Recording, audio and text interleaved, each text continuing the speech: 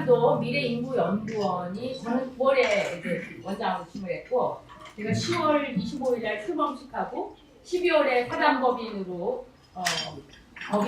사단법인으로 허가가 났고요. 그리고 이번 3월 31일 날 그 법정기부분 단체로 지정이 됐습니다. 이게 정말 초단시 내에 이게 이렇게 이루어진 거는 그만큼 인구 문제가 너무 중요하고 사회 각계 각층에 계신 분들이 저한테 굉장히 많은 이야기하고 있어요. 너무 훌륭한 일을 잘했고, 그런데 어깨가 굉장히 무겁고요.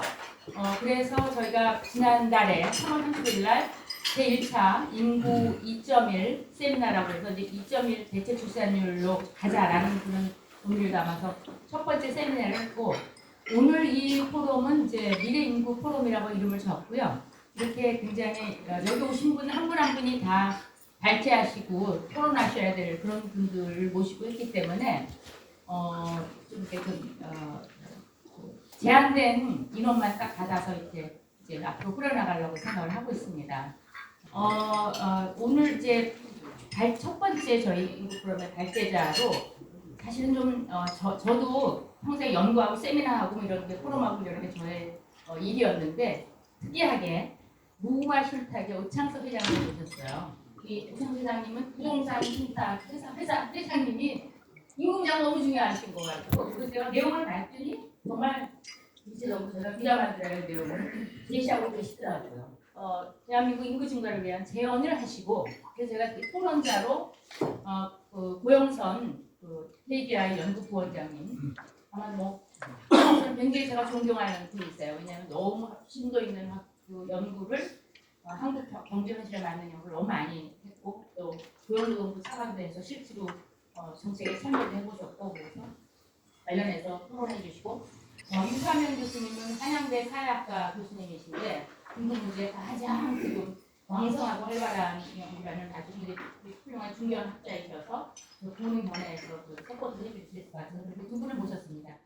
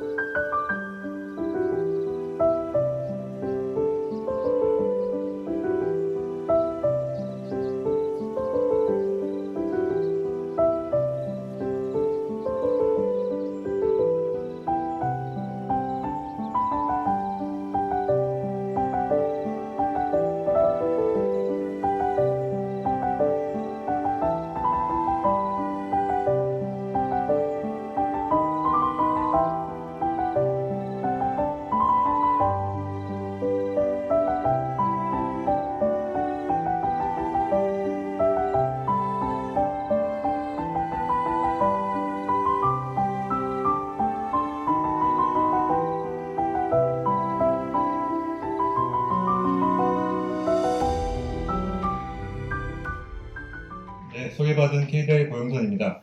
사실 저는 인구 쪽 전문가는 아니고요. 그저 저희 KDI에서 한 30년 있다 보면 이것저것 할 수밖에 없는 상황에서 이제 접하게 된 인구 이슈에 대해서 제 생각을 몇 가지 말씀드리겠습니다. 첫 번째 말씀드리고 싶은 부분은요, 일자리 문제가 굉장히 중요하다는 생각을 저는 가지고 있습니다. 우리나라 여성들의 일자리 문제가 사실은 저출산 문제의 굉장히 큰 부분일 수 있다는 말씀을 드리고 싶습니다. 두 번째는 이제 공교육의 문제입니다. 아기 키우기 힘드니까 아기를 안 낳는다고 생각이 들고요. 아기 키우기 힘든 이유 중에 하나는 우리 공교육의 문제가 있지 않나 싶습니다. 두 번째로 그 말씀을 잠깐 드리고 싶고요. 세 번째는 전반적인 우리 아까 이제 말씀하셨지만 전반적인 정부 전체에 있어서 이 저출산 문제를 접근하는 방식에 대해서 잠깐 말씀을 드리고자 합니다. 준비는 여러 가지 했지만 복잡한 그림들이라서 제가 간단하게만 말씀을 드리겠습니다. 이거는 우리나라가 그동안 얼마나 빨리 성장을 해왔나를 보여주는 그림인데요. X축은 이제 1960년 당시의 소득 수준이고 Y축은 2019년의 소득입니다. 그래서 우리가 하위 소득 국가에서 상위 소득 국가로 일어선 거의 유일한 사례라는 것을 이 그림에서 보여주고 있고요. 그 와중에 일자리가 굉장히 많이 늘어났습니다. 특히 남성의 그 고용률을 하면 이제 그 실제로 일하는 사람을 일자리에 가진 사람들을 분자해 놓고 분모에는 그 인구를 넣은 그 비율인데요. 남성은 사실 고용률이 등락을 하면서 크게 늘어나지는 않았지만 여성은 그동안 굉장히 빠르게 일자리가 늘어났습니다. 임금도 그동안 많이 늘어났고요. 그리고 또 한 가지 우리 경제에서 최근에 나타난 현상은 제조업이 약진을 했다는 것입니다. 이것은 노동 생산성인데요. 그 부가가치를 그 근로자 수로 나누는 이 비율입니다. 그래서 보시면 이 파란색 선이 제조업인데요. 특히 90년대에 엄청 빠른 속도로 제조업의 생산성이 늘어났다는 것을 알 수 있습니다. 그 전까지는 서비스업의 생산성이 더 높았지만 90년대 중반 정도에 제조업이 서비스업을 추월하면서 현재는 생산성이 서비스업의 한 2배 정도에 달하고 있습니다. 근데 문제는 제조업은 이렇게 굉장히 약진을 했지만 서비스업의 생산성이 낮고 특히 제가 여기에서 전통 서비스업이라고 이름을 붙인 이 도소매업, 음식 숙박업, 기타 서비스업 이 부분에 생산성이 엄청 많다는 것입니다. 도소매업은 뭐 우리 동네에 있는 구멍가게도 있지만 이마트나 신세계 같은 것을 포함한 거고요. 음식 숙박업도 동네에는 뭐 중국집도 있지만 굉장히 큰 음식점도 고급 음식점도 있습니다. 기타 서비스업이라는 건 주로 이제 개인 서비스업, 뭐 미장원, 이발소 그런 주변에 많이 있는 그런 서비스업이 되겠습니다. 이 노동 생산성을 보시면 이건 2018년 기준인데요. 전체 산업은 연간 6,500만 원입니다. 그리고 제조업은 1억 1,200만 원인데요. 서비스업은 절반, 아까 말씀드린 것처럼 절반인 5,700만 원 정도이고, 제가 여기서 이제 전통 서비스업이라고 부른 이 부분은 평균적으로 2,900만 원이고요. 도소매업 3,700, 음식 숙박업 2천만 원, 기타 서비스 2,400만 원. 그러니까 연간 1인당 부가가치가 뭐 2천만 원, 3천만 원에 불과하다는 것입니다. 거기에는 뭐 임대료까지 포함해서 모든 비용이 다 포함되어야 되니까 엄청 그 생산성이 낮다고 볼 수가 있습니다. 문제는 이쪽에 그 일자리 비중이 엄청 많다는 것입니다. 여기 한 28.7%, 그러니까 30% 가까이 우리나라의 일자리의 한 30% 정도는 생산성이 낮은 전통 서비스업이 있습니다. 우리가 뭐 주변에 여기 계신 분들도 다 그렇고 저도 안정적인 직장에서 좋은 월급 받으면서 해고당할 염려 없이 잘 살고 있습니다. 그리고 그러다 보니까 제 주변에 있는 사람들도 대부분 그런 사람들입니다. 하지만 눈을 돌려가지고 조금이라도 제가 예컨대 청계천을 이제 걸어서 울주로 쭉 가보면 거기 공구상들이 굉장히 많습니다. 조그만 공구상들이요. 다 이런 거죠. 그러니까 우리 주변에는 우리가 보지 못하는 우리 소위 말하는 우리나라의 파워 엘리트들이 보지 못하는 저변이 엄청나게 많다는 그런 말씀이고요. 이런 낮은 생산성의 일자리가 많이 있는 것이 사실은 우리나라 경제의 굉장히 큰 특징입니다. 그러니까 너무나 빠른 시간 안에 우리가 성장을 해왔기 때문에 아까 말씀드린 제조업처럼 일부 분야는 굉장히 빨리 성장을 해왔지만 아직도 우리가 눈에 잘 안 띄는 저 저변에 깔린 엄청나게 낮은 생산성의 이런 일자들이 엄청나게 많다는 것이 우리가 자각해야 될 우리나라 경제의 모습이라고 생각이 듭니다. 대기업이나 제조업이 잘 나가는 건 뭐 여러 가지 이유가 있겠습니다. 뭐 부정적인 시각으로 보면 특히 재벌에 대해서 우리가 많은 분들이 부정적인 시각을 가지고 있고 독과점이나 정경유착이나 등등을 얘기를 하지만 또 한 가지 무시할 수 없는 것은 이 부분에서 적어도 기술력은 세계 수준이라는 것입니다. 특히 R&D 그 생산성 측면에서 보자면 이제 이건 OECD 데이터인데요. 250인 이상, 그러니까 여기서 이제 300인이 아니라 250인을 기준으로 하고 있는데요. 250인 미만 기업의 생산성이 우리나라는 한 3분의 1 정도밖에 안 됩니다. 전 세계적으로 낮은, 전 세계는 아니지만 OECD 국가 중에서는 굉장히 낮은 수준입니다. 대기업과 중소기업 사이의 생산성 격차가 굉장히 크다는 것이고요. 이 생산성이라는 것이 결국은 R&D에서 나오는 것이고 우리나라 R&D의 대부분은 대기업이 하고 있습니다. 여기 보시면 7, 80%를 250인 이상의 기업이 하고 있고요. 이런 비중은 사실 다른 나라보다도 많은 상황입니다. 문제는 그런데 이 대기업의 일자리 비중이 굉장히 낮다는 것입니다. 250인 이상 기업의 고용 비중이 우리는 27%밖에 안 됩니다. 우리가 중소기업의 천국이라고 알고 있는 독일 같은 경우에는 60%가 넘고요. 그러니까 우리가 독일이 중소기업이라고 생각하는데 사실은 많은 부분 중견기업들이고 좋은 일자리고 큰 기업에 있는 일자리입니다. 제가 왜 이 말씀을 드리냐 하면 이게 이제 그 고용부에서 1년씩 하는 실태조사 부분인데요. 대기업일수록 굉장히 편한 직장입니다. 일단 사람이 많기 때문에 뭐 육아휴직 가고 출산휴가 가도 어느 정도 수용이 가능합니다. 하지만 중소기업은 이것이 굉장히 어렵습니다. 제가 이제 고용부에 있을 때도 이 일가정 양립이나 여성 고용이 굉장히 중요한 부분이라서 회의도 많이 하고 현장 사람들도 많이 만나보고 하지만 중소기업 입장에서는 사실 육아휴직 보내기 쉽지 않습니다. 그러니까 대기업이 돼야지 어느 정도 이게 수용이 가능한 것이고요. 또 한 가지 예컨대 또 하나 말씀을 드리면 저희 회사에서도 제가 이제 문재인 정부 때 그 정규직화를 하면서 뭐 저는 그거에 대한 기본적으로는 부정적인 생각이 있지만 긍정적인 측면이 있다면 그 정규직화를 하면서 저희 직원들 여직원들을 계약직을 무기계약직이나 정규직을 바뀌었더니 당장 하는 것이 많은 친구들이 결혼을 하더라고요. 그리고 한 1년 후에는 아기를 낳더라고요. 그러니까 여성 일자리에 대해 출산에 대해서 얘기할 때는 일자리의 문제를 저는 제일 중요하다는 생각을 그때 갖게 되었습니다. 특히 중요한 것은 대기업 일자리, 우리나라에서는 굉장히 부족한 이 대기업 일자리가 사실은 굉장히 많이 필요하다는 그런 말씀을 드리고 싶습니다. 뭐 그림 아신 바와 같이 고용률은 여성 고용률은 남성은 별로 문제가 없지만 여성 고용률이 이렇게 낮은 것은 아까 빨리 올라오긴 했지만 아직도 이렇게 여성 고용률이 낮은 것은 결국 여성의 일자리 문제라고 저는 생각합니다. 예컨대 제가 고용부에 있을 때 인천대 세일센터라고 여가부에서 운영하는 여성들 대상의 일자리 알선 센터가 있는데 가보니까 그런 사업을 한다고 하더라고요. 인천 쪽에 이제 워낙 공장들이 많고 좁은 공장들이 많고 근데 이제 일자리는 굉장히 안 좋습니다. 그래서 예컨대 화장실이 굉장히 불결하다는 거예요. 그래서 전 발표를 하면서 화장실 그 슬라이드도 보여주더라고요.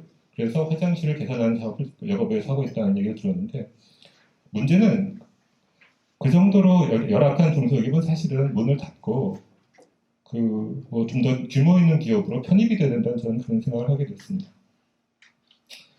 그게 하나의 드리고 싶은 말씀이고요. 두 번째는 이제 공기 교육에 대한 문제인데요. 이 그림은 그 소득 수준이 자녀의 교육에 어떤 영향을 미치는가를 보여주는 그림입니다. 오른쪽 그림은 수능 성적이 이게 5분위가 소득이 제일 높은 가정이고 이제 1분위가 제일 소득이 낮은 가정인데 소득이 높을수록 수능 성적이 좋다는 그런 걸 보여주고 있고요. 또 이것은 그 대학교 진학 상황을 보여주고 있습니다. 혹시 소득이 높을수록 4년제 대학이 많이 간다. 이런 겁니다. 이 문제, 그러니까 일자리 문제 그리고 교육의 문제 이 두 가지 문제가 굉장히 심적인 것이고 그러면 왜 교육이 우리는 이렇게 불공평하냐? 그건 간단히 말해서 우리 공교육의 실패라고 생각이 됩니다. 제가 최근에 읽은 책 중에 이제 김정우 박사가 쓴 공교육을 지적자라는 책이 있는데요. 저는 강력하게 한번 그 읽어보시기를 권유를 드립니다. 결국은 문제는 교사들의 문제고 교장의 문제고 학교 시스템 문제라는 걸 이제 주장을 하고 있습니다. 특히 공교육 부분에서 책임감을 가지고 아이들을 잘 보살필 그런 의욕이나 책임감이 부족하기 때문에 문제가 발생한다는 얘기를 합니다. 뭐 흔히 이제 주변에서도 그런 얘기 듣지만 요새 선생님들은 그냥 평범한 직장인일 뿐이고 옛날과 같은 사명감은 없다는 그런 얘기를 많이 듣는데 물론 개개인은 훌륭하실 수 있지만 시스템 전체가 우리가 과거와 같지 않게 그러니까 학생들이나 이 수요자들에 대한 책임감이 많이 떨어졌다는 그런 얘기를 합니다. 뭐 대학도 마찬가지긴 하겠지만 특히 이 초중등 교육에서 그런 문제가 있는 것이고 그 문제는 결국 우리 사회에 이제 각 부분에 이제 점점 커져가는 이 이해관계, 그러니까 자기의 것을 가능한 한 지키고 편하게 살려고 하는 이런 분위기, 소위 이제 경제에서 말하는 렌트 시킹이 점점 심해지면서 거기에서 문제의 근본을 그 김정호 박사는 찾고 있는데요. 이런 문제에 대해서도 한번 심각하게 고민할 필요가 있다고 생각이 됩니다. 그 약간 이제 곁다리 문제로 하나만 더 말씀드리면 보육 문제도 그렇습니다. 교육도 문제지만 그 전 단계에서 보육, 아기를 맡길 곳이 없다는 것들이 워킹맘들의 제일 큰 고민거리인데요. 이제 경북에서는 오래전부터 방과 후 학교 사업을 해왔습니다. 근데 현장을 가보면 방과 후 학교가 운영된 학교의 입장에서는 하고 싶어 하지 않는다는 겁니다. 뭐 선생님들은 일단 이게 과외 추가적인 일이기 때문에 하고 싶어 하지 않고 또 혹시라도 사고가 나면 그게 또 학교 책임이 되고 또 가끔 어떤 부모들은 밤늦게까지 일곱 여덟시 와서 찾아가는 경우도 있고 귀찮으니까 하기 싫어하고 기초단체도 별 관심이 없고 뭐 이런 제가 말씀드리고자 하는 것은 그 일을 맡긴 사람들의 인센티브가 잘 이런 우리가 저출산 고령화가 문제가 되고 수십 돈을 퍼붓고 하긴 하지만 현장에 나가 보면 사실은 개별 워킹맘이라든지 이 그 당장 관리자들의 어떤 그 수요를 충족시키지 못한 이 공공 부분의 이런 문제들을 고쳐나가지 않고는 굉장히 힘들다는 생각이 듭니다. 마지막으로 이제 말씀드리고 싶은 것은 그러면 왜 그럴까? 저출산 고령화 위원회도 만들고 온갖 것들을 다 했는데 왜 그러면 자꾸 현장의 문제가 잘 파악되지 않을까? 특히 이제 근데 교육부는 왜 그런 문제가 방과후 학교가 잘 운영이 안 되면 뭔가 대책을 만들어야 되는데 왜 안 만들까? 그런 생각이 들거든요. 이제 그 부분에서 아까 이제 이인식 교수님 말씀하시는 그 생각이 듭니다. 그러니까 과거 우리가 경제개발 OBN 계획을 할 때는 대통령이 챙겼거든요. 한 달에 한 번씩 경제동향회의하고 또 수출 확대하기 하면서 계속적으로 이것을 챙기고 현장에서 무슨 문제가 있는지를 계속 파악을 하고 즉시 해결하는 이런 목표 지향적으로 뭔가 그리고 어떤 뚜렷한 어떤 목표를 가지고 우리나라가 운영되어 왔다고 이제 뭐 제가 이제 책이나 그런 걸 읽으면 이제 그런 얘기를 들었는데요. 이 저출산 고령화 문제에 있어서는 뿐만 아니라 다른 많은 문제에 있어서도 지금의 정부의 운영하는 시스템은 좀 옛날 거는 좀 거리가 있는 것 같습니다. 그러니까 목표는 뭔가 세웁니다. 뭔가 중요하다고 하고 사회적으로 이슈가 되고 언론에서 떠들고 국회의원들이 떠들고 하니까 뭔가 저 대책은 만들고 사실은 대책을 너무 많이 만듭니다. 대책은 만들지만 뭐 어떤 제가 옛날 어떤 분은 덧칠 정책이라고 말씀하시는데 문제가 해결 안 되니까 또 만들고 해결 안 되니까 또 만들고 또 만들고 또 만들고 하는 정책만 새로 계속 만들 뿐이지 진짜 중요한 문제가 무엇인지 파악하고 그것을 직접적으로 해결하려는 이런 노력은 부족한 것이 사실은 최근에 어떤 정책 실패, 그러니까 저출산 특히 이 문제에 있어서의 어떤 핵심적인 문제가 아닐까 싶고요. 그래서 아까 발제에서 여러 가지 그 가버넌스에 대해서 말씀하셨는데 저는 그걸 만드는 것도 중요하지만 핵심적인 문제가 무엇인지 파악을 하고 그것을 챙기는 과정에서 현장의 어떤 에러를 계속 모니터링하고 취합하고 즉석에서 해결해주는 이런 시스템을 만드는 그 겉으로의 어떤 하드웨어적인 모습보다는 소프트웨어적으로 그것을 잘 운영하는 그 부분이 굉장히 중요하다는 생각이 듭니다. 예, 이상 발제의 토론을 마치겠습니다. 감사합니다. 안녕하십니까. 한양대 성형외과 유상현입니다. 네, 기본적인 내용은 근데 지금 오창석 회장님께서 발표하신 내용의 배경 정도로 이해하시면 될 것 같습니다. 그래서 지금 발표하신 그 내용을 먼저 말씀을 드리면 인구 증가청 신설을 제안을 하신 걸로 이해를 했고요. 개인적으로는 전적으로 동감을 하면서 청으로는 좀 약하지 않을까라는 생각을 하고 있습니다. 이게 지금 제가 보기에는 20, 30년으로 끝나는 문제가 아니기 때문에 좀 더 혁신적인 아이디어가 필요하지 않을까라는 생각을 하고 있습니다. 저는 인구 분야를 전공을 했고요. 이제 주로 다른 분들은 인구 하셨다면서 이것저것 다 분리 이렇게 인구 많이 하신다고 하시는데 저는 주로 출산 위주로 보고 있고요. 인구 추계 같이 종종 하고 있습니다. 그래서 아시겠지만 뭐 2001년 저희가 원래 1983년에 2.1이 이제 대체 수준, 인구 대체 수준 학교 출산율이라고 1983년에 도달을 했었고요. 그 다음에 2001년, 2002년 사이에 이제 1.3 이하로 내려가면서 초저출산이라고 이야기를 합니다. 이제 뭐 학계에서 쓰는 용어고요. 아시아에서는 뭐 울트라 로우 퍼틸리티라고 부르기도 합니다. 그래서 그 이후에 이제 제가 이거는 뭐 한 2, 3년 전에 했던 분석 중에 하나인데요. 실은 출생률도 굉장히 빠르게 떨어졌지만 총 출생아 숫자를 훨씬 더 빨리 떨어졌습니다. 그래서 그 부분을 이 내용인데 여기 뭐 아까 오창수 회장님께서도 말씀하셨지만 1971년생이 102만 명 태어났습니다. 그해. 근데 아시겠지만 작년에 24만 9천 명입니다. 그래서 4분의 1로 줄어들었습니다. 그래서 출산율보다 하락보다도 더 심각한 게 총 출생아 숫자 하락이다 라고 말씀드리고 싶고요.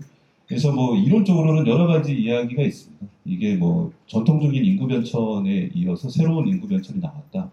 그다음에 뭐 여성의 교육 수준이 높아지고 경제활동 참여가 높아지고 가족과 자녀를 갖기보다는 본인의 커리어 뭐 이런 쪽에 좀 더 관심이 많고 다들 아시는 내용일 거예요. 그래서 그러면서 사회 진출이 늦어지니까 그 시기만큼 3, 4년 정도 이제 평균 출산 연령이 이제 유럽도 그렇고 동아시아도 그렇고 늦어졌다라는 얘기가 있고요. 그런데 이제 아시아는 계속 늦어지고 있는 거고.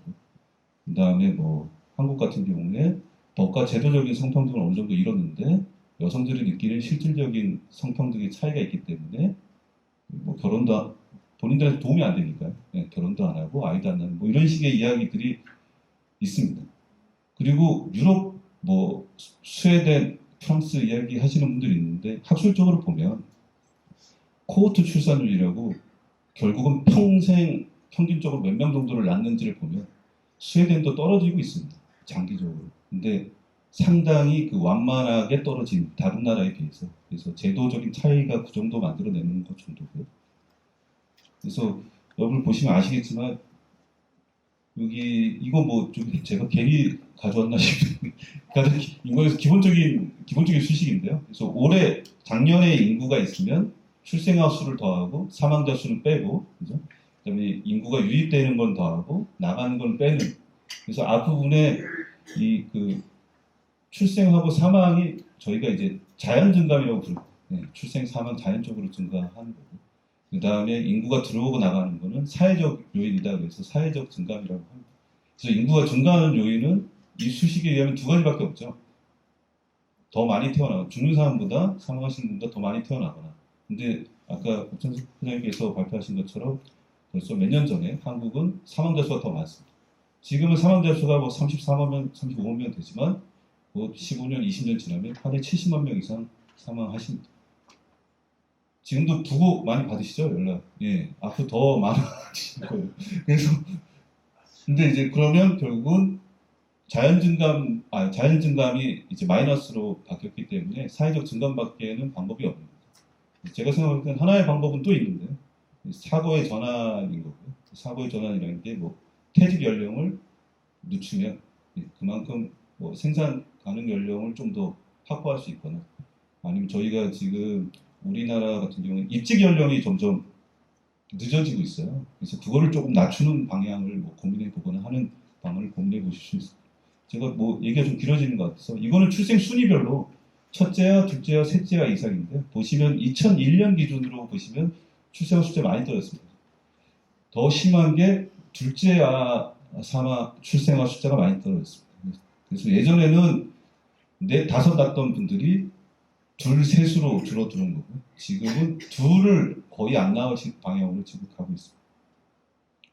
그래서 이거는 출산율 떨어지는 거고요. 그래서 이거는 제가 이제 학문적으로 보면 출산 시기가 늦어져서 출생아 수가 떨어지는 게 있고 출산 수준, 출산율이 떨어져서 출생아 수가 감소하는 게 있고 그 여성의 그 가입 연령 15세에서 49세에 있는 여성 인구 자체가 줄어서 출생아 수가 주는 게 있는데 제가 분석을 해보니까 2001년 이후에 2019년까지 떨어졌던 감소했던 총 출생아 수의 약 45% 정도가 여성 인구 감소에 의한 것이었습니다. 그래서 바꿔서 이야기하면 지금 내년에 아니면 올해 당장 출산율이 한다고 하더라도 총 출생아 수는 당분간 계속 떨어집니다.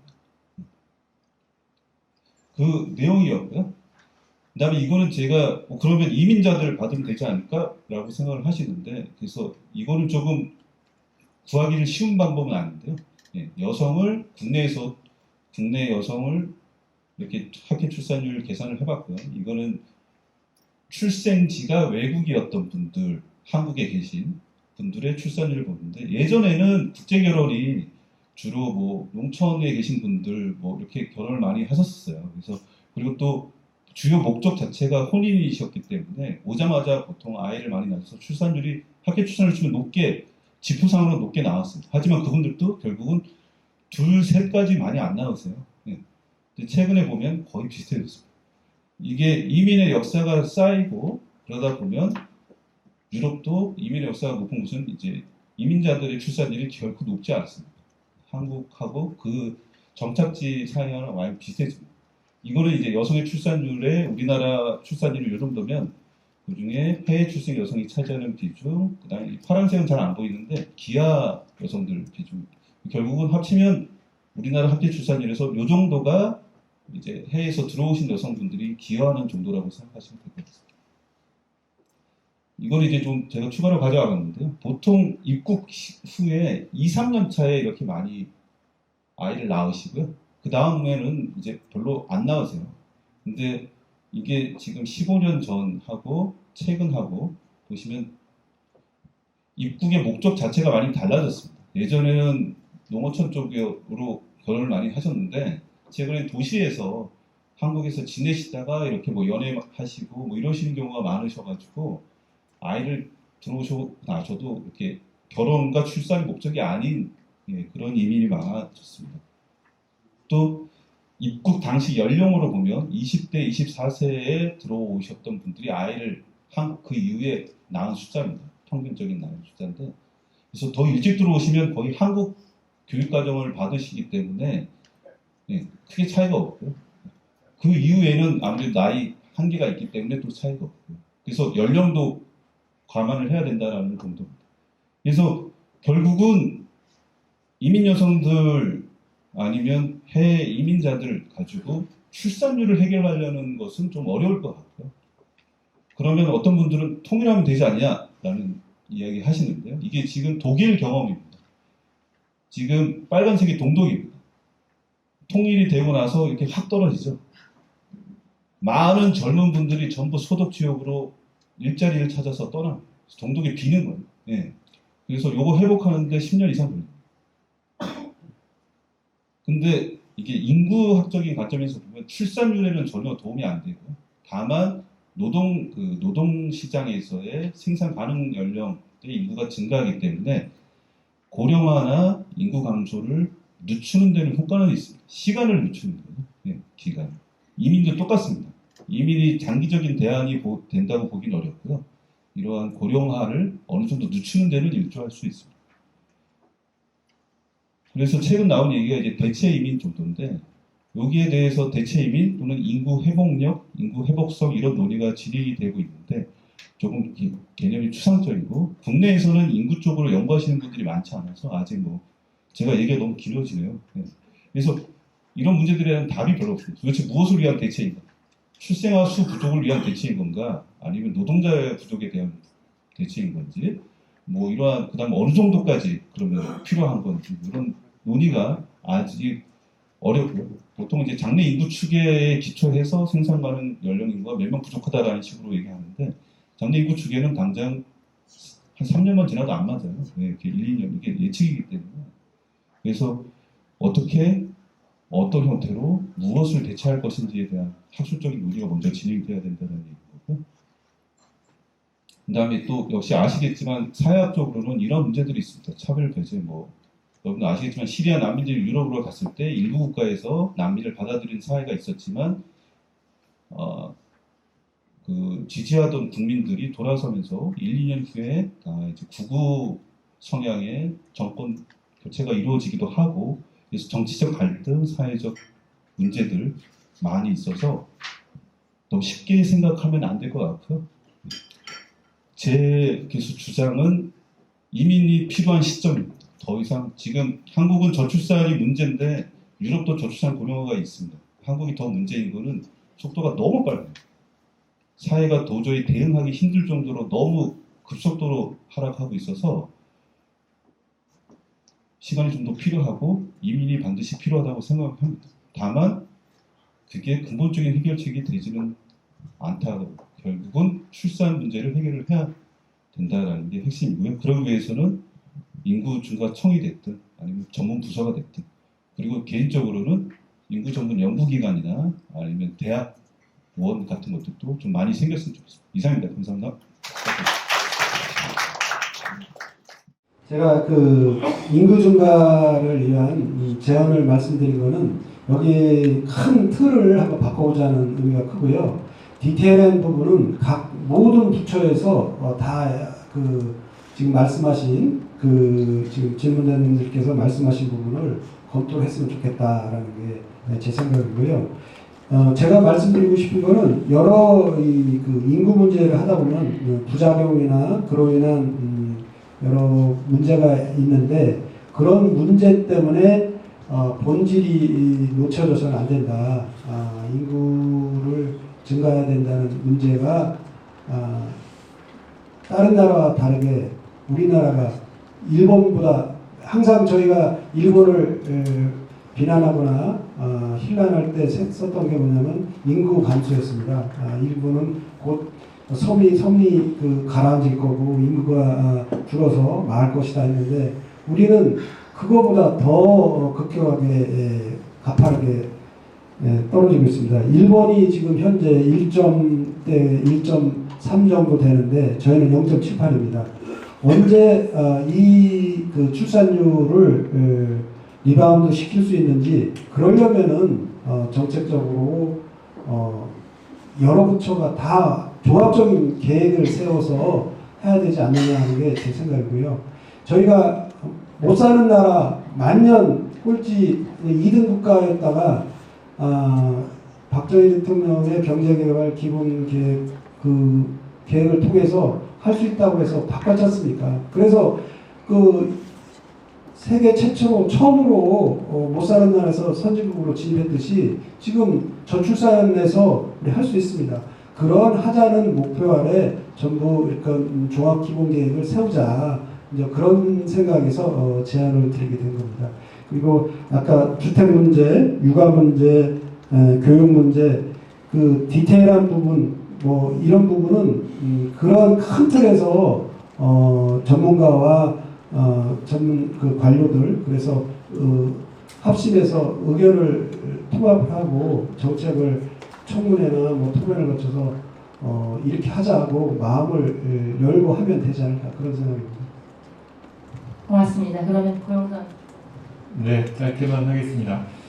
제가 하여튼 말씀드리고 싶었던 건 이런 것 같습니다. 그러니까 이게 저출산 문제가 별도의 문제가 아니라는 것입니다. 이것은 일자리의 문제이고 중소기업 문제이고 대기업 문제이고 교육 문제이고 주택 문제이고 어떻게 보면 우리나라가 잘 살고 좀 공평하게 사는 이 큰 목표와 크게 다르지 않은 목표이기 때문에 이거를 별도의 정책으로 하기보다는 뭐 종합적인 시각에서 해야 된다는 생각이 들고요. 두 번째는 그럼 왜 그렇게 안 되느냐? 그것은 제가 볼 때는 많은 부분 우리가 현장을 잘 모르고 아니면 시각이 다르고 이해가 다르고 뭔가 좀 생각이 다르기 때문에 발생하는 문제이기 때문에 이런 부분에 대해서 예컨대 저는 중소기업에 대해서는 죄송하지만 좀 상당히 많은 다른 생각을 가지고 있습니다. 관세 보호해야 될 대상인지 저는 상당히 다른 생각을 가지고 있는데 이런 것들에 대해서 한번 논의를 해야 해결될 문제라는 그런 말씀을 드리고 싶습니다.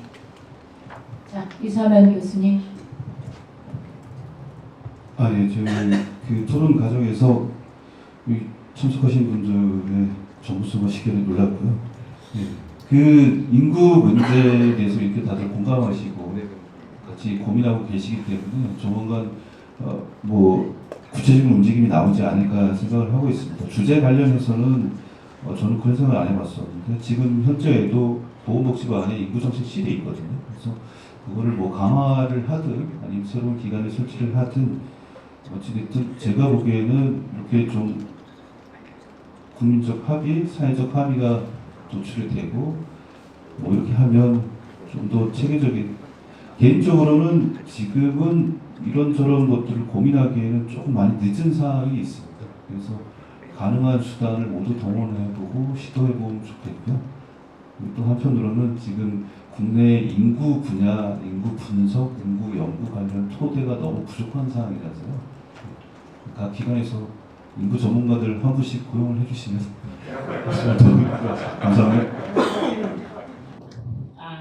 오늘 아침에 비도 오는데 이렇게 아침 일찍 와주셔서 너무 감사드리는데 제가 오늘 드는 느낌은 제가 인구 문제를 하면서 든 느낌 중에 하나가 뭐냐면 그분들이 그렇게 말씀하죠. 빨대기론을 얘기하시더라고요. 부동산, 국방, 문화, 교육, 몽땅 다 인구라는 하나의 깔때기로 다 모인다.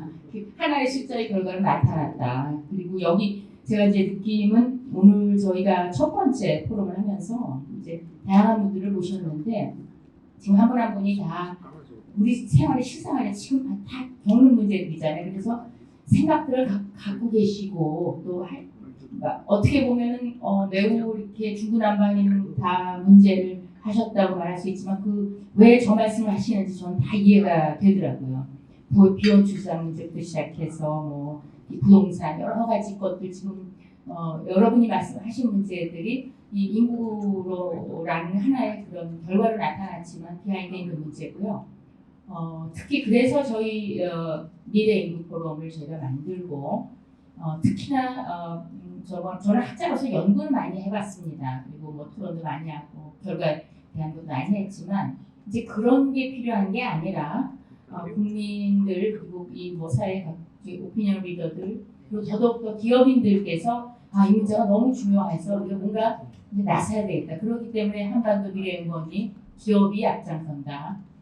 대한민국의 인구 위기를 해결하기 위해 이런 걸로 지금 슬로건으로 시작을 한 거거든요. 그래서 오늘 첫 포럼을 하면서 다양한 얘기를 들었고요. 앞으로 이 지금 말씀하신 그런 하나하나의 주제들, 저희가 이제 뭐 이민 문제부터 시작해서 비혼 출산 문제부터 뭐 이런 다양한 문제들 하나하나 뭐 한 번에 안 끝날 거라고 생각합니다. 그리고 또 이 말이 다 모여서 뭐 저도 BH에 저기 지금 용산이죠. 용산에 전화도 걸어보고 했는데 이 온도 차가 많이 나더라고요. 아직까지 그러기에는 뭐 그렇게 생각까지 안 하는 것 같은데, 근데 제 주위에 이제 많은 분들이 인구를 연구하지 않는 분들도 왜 매우 심각하다. 국가가 존망이 위태롭다. 국존세가 있어야 되겠다는데 제가 세금 전문가로서 옛날 같으면 말도 안 되는 소리라고 그랬겠지만 너무 해야 되겠다. 그런 생각이 들 정도니까 아마 이제 좋은 게 나올 수 있고 그래서 저희 같은 이런 노력이 많이 있으면 이제 앞으로 좀 더 나은 결과로 가지 않을까라고 생각을 합니다. 인구 문제는 그렇게 얘기하더라고요. 장기적으로 아주 획기적으로 그리고 지속적으로 희망의 끈을 놓지 않고 그렇게 해야 된다라고 생각합니다. 오늘 아침 일찍 와주셔서 너무 감사드리고요. 앞으로도 계속해서 관심을 가지고 이 모임을 지속하도록 그렇게 도와주셨으면 고맙겠습니다. 감사합니다.